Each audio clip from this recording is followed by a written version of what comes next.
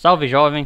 Vamos para mais uma questão do Enem 2014, tá? Dessa vez eu vou te ensinar a trabalhar com reações químicas, no caso estequiometria, e ao mesmo tempo trabalhar com rendimento de reação. Quer aprender como resolver direitinho? Fica aqui comigo que eu vou te ensinar.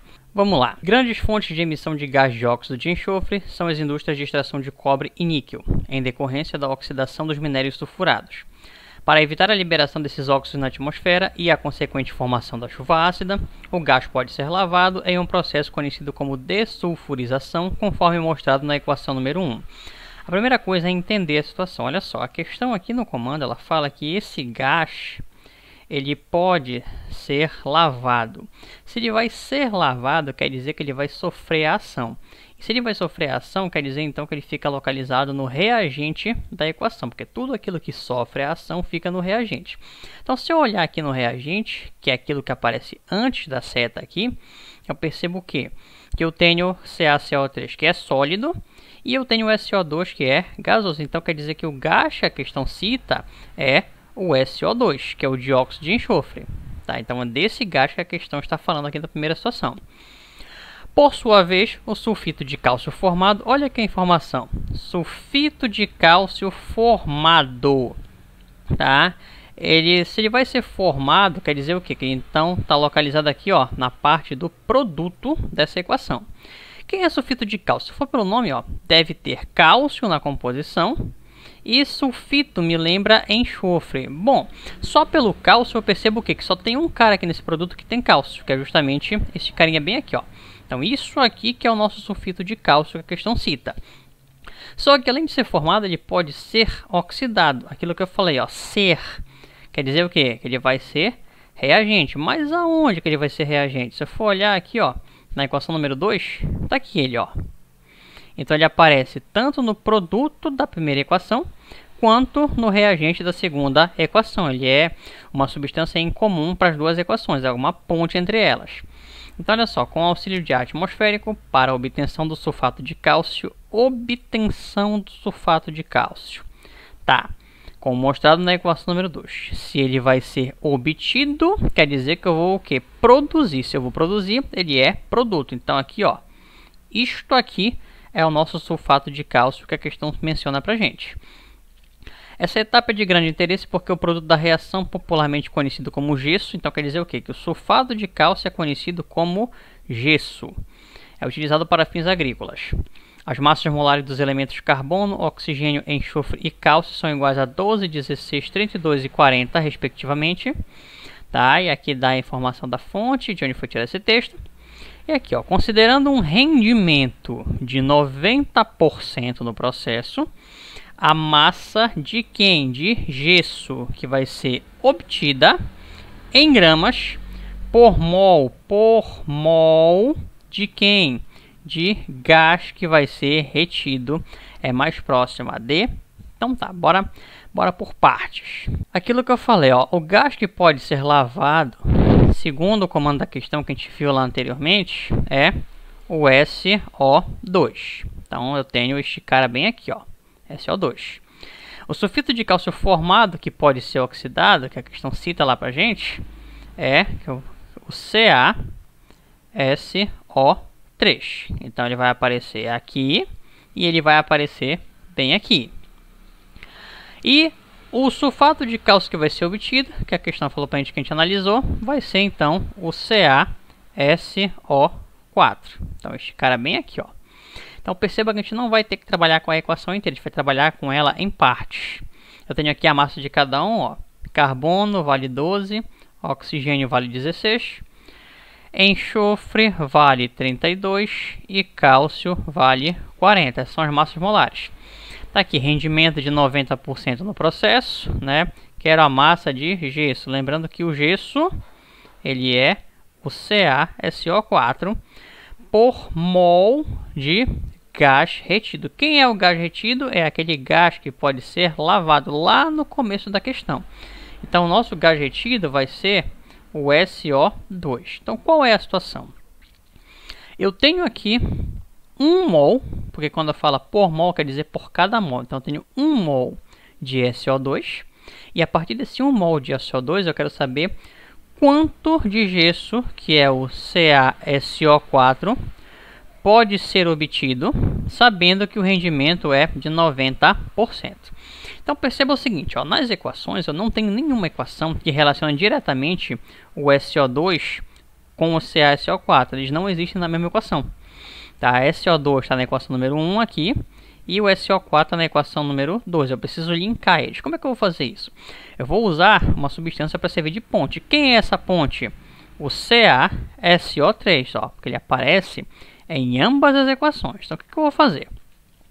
Eu vou usar a informação que eu tenho do SO2, que a questão me deu, que vai ser, no caso, 1 mol, para encontrar a quantidade de CaSO3 que vai ser utilizada nesse processo aí.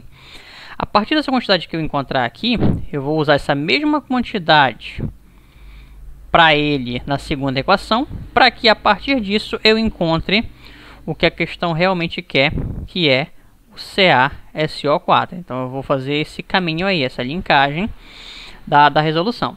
Então vamos lá. Aqui, ó, primeira equação, eu vou usar SO2 para encontrar CaSO3.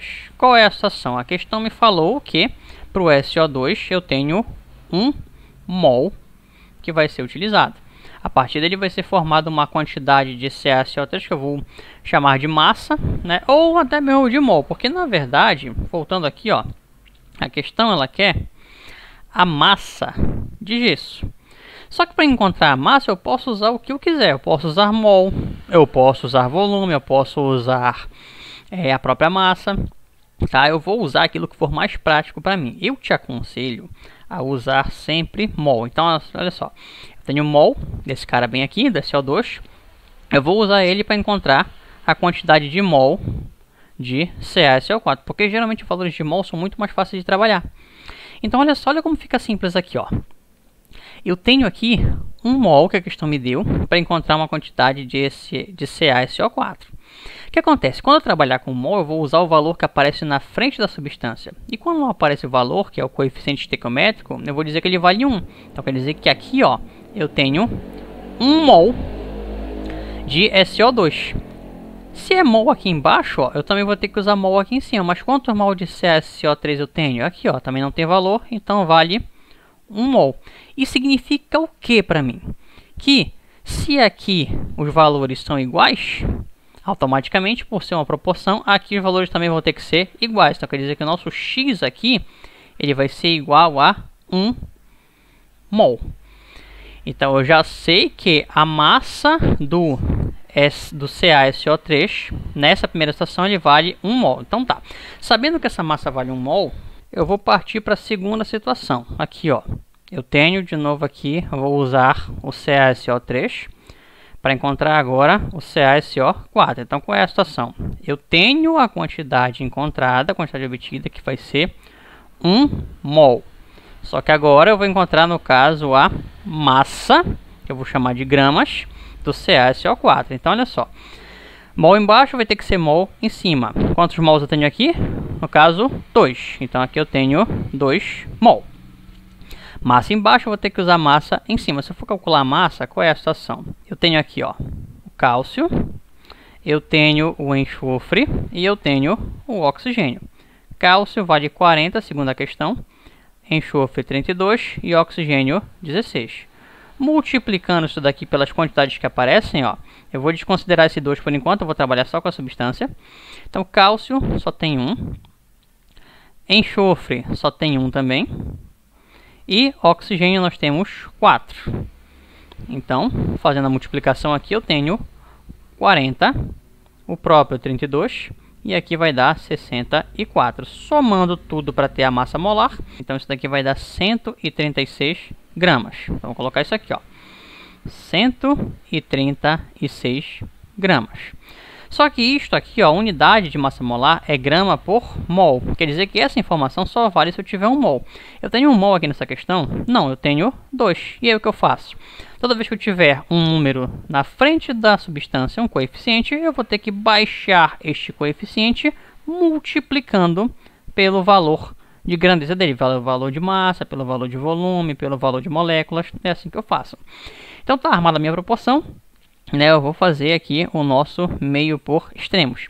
Se você não sabe fazer meio por extremos, é simples, ó. Você localiza a variável, marca o que está acima da variável, marca o que está do lado da variável. E aí, olha só, isola a variável. Aquilo que você marcou fica na parte de cima, então ficaria 1 vezes 2 vezes 136. Isso dividido por aquilo que você não marcou, que no caso foi 2. Então aqui, ó, corto isso com isso, porque eles são iguais. Esse 1 desaparece, porque é fator neutro da multiplicação. Então quer dizer que o nosso y ele é igual a exatamente 136 gramas. Só que ainda não acabou a nossa questão. Por quê? Porque a questão, ó, ela fala sobre um rendimento de 90% no processo. Então eu tenho que ter um último raciocínio, olha só. Esses 136 gramas só seriam produzidos se o meu rendimento fosse total, se ele fosse de 100%. Mas o meu rendimento é de apenas 90%. Então quer dizer que eu vou ter apenas Z gramas. Então organizando aqui meio por extremos, eu vou ter então que Z vai ser igual a 136 vezes 90 dividido por 100. Posso cortar esses zeros aqui. Então fica 136 vezes 9 dividido por 10. Olha só, eu já sei que vai ser um valor abaixo de 136 essa resposta. Próximo de 136, mas porém abaixo. Então se eu for analisar as alternativas, ó, pegando aqui, 136 não dá para ser, também não dá para ser valor acima, tá? Tem que ser um valor próximo de 136. O mais próximo daquele 136 vai ser 122. Então provavelmente essa é a nossa resposta certa. Mas se eu vou fazer aqui, ó, só para confirmar, então aqui, ó, isso dividido por 10. Ou seja, o nosso valor aqui vai dar aproximadamente 122,4 gramas, confirmando a nossa resposta aqui, ó, de 122, ok? Espero que você tenha entendido. Se não entendeu, comenta aí embaixo, que aí eu posso te dar uma ajuda, posso tirar a tua dúvida se for o caso, beleza? Valeu aí!